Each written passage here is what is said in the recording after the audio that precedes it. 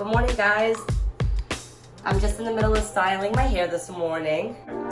So I am using my flaxseed gel to style, and I've been using the flaxseed gel for like 5 months or so now, and I just wanted to come in with some of the things that I've learned while I've been on the ride of learning how to properly make it and use it. So one of the main things when you're using flaxseed gel is you really need to style your hair in sections. It's not just easily absorbed into your hair, it's thick. You have to really work it into your hair. So this is what I do. I start from the root and then I come down and then I just scrunch it a little bit. If you just throw it on top of your hair like you would sometimes with a cream or something like that, it's not gonna work out for you. It's not gonna give you any hold. It might give you a white film that sits on top of your hair. You really wanna focus on getting that flaxseed gel to really absorb, which the best way to do it is just raking it through from root to tip. So the other thing that I'm really realizing about my flaxseed gel is the recipe and how I'm making it and how I'm straining it. So I'm just gonna break this down real quick.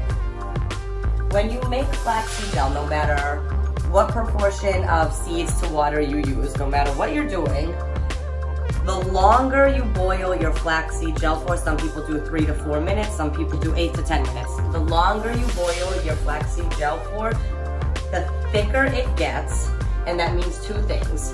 When it gets thicker, it gives you a lot better hold. So if you're looking for a light hold, like from a light cream gel, you want to boil your flax seeds for less time and take them out when you see that first kind of stringiness when you pull out the fork. If you have hair like mine, or you like a really hard gel cast for the first day or two so that you get a longer wash and go, then you want to boil it for longer, like 8 to 10 minutes, and it's going to be much thicker. When you pull that fork out, you're gonna see that it hangs kind of like this. So the difference that it makes for you when you're preparing it is that it is much harder to strain when you do thicker gel the way I do. So I was being lazy for a while. I was making thin gel because it was so much easier to strain it, and you could strain it right through one of like the mesh strainers. You didn't even have to bother worrying about pulling it through a pantyhose, which if you've done that before can be a pain.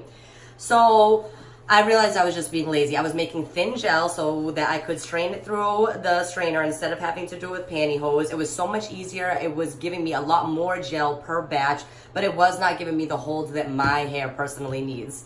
So what I did was I started boiling it longer, and that's when I realized it was giving me a better hold, and it was my wash and goes were lasting longer, but at the same time, it was really, really, really a pain to strain. So what you have to do is you have to strain it through the pantyhose, which isn't my favorite thing, but what really makes it difficult is when the gel is really hot. Now, when you make thicker gel, you want to strain it when it's hotter, because the hotter it is, the thinner it is. As it cools, it gets even thicker. So you have to strain it through the pantyhose, and you have to do it when it's hot, but you don't want to burn your fingers off, which is why I never liked using the pantyhose method in the first place. So I came up with a neat little trick. You guys are probably gonna make fun of me. You know I do weird stuff when it comes to making sure things work for my hair.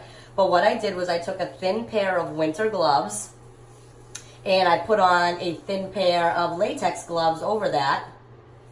And that gave me the heat protection against like my palms from the winter gloves, because it just is a little bit thicker. And then I had the glove on top of that to protect the gloves from getting all sticky. So literally I had double set of gloves on, and that's how I strained all the gel through the pantyhose. And honestly, it worked so good.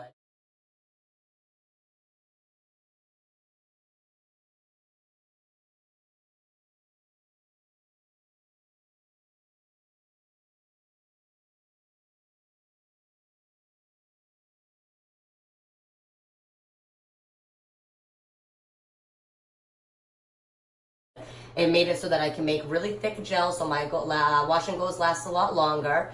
And it also made it so that I could strain it easily without waiting for it to cool, because that's when it gets thicker.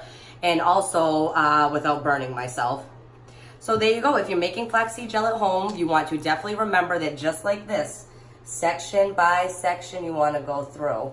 Section by section, and really work that gel in there. Don't just let it sit on top of your hair. You're going to get much better results when you're making it, regardless of the recipe you use, which I have a recipe in my highlights and I have a recipe on my YouTube channel. I really should make an updated YouTube video though, now that I make it a little bit differently. But you want to make sure if you want a lighter hold, you're boiling it for less time, maybe 3 to 5 minutes. And if you want that really strong hold, then you're going to be boiling it for more so like 8 to 10 minutes. And you're going to be there with it the whole time stirring. So just make sure that you realize when you're getting to a point where it might be getting just thick enough for you, and that's when you'd want to take it off. Don't forget to double up your gloves if you're going to be straining it. You don't want to wait till it cools down too much or it's going to be very thick. And you don't want to burn yourself.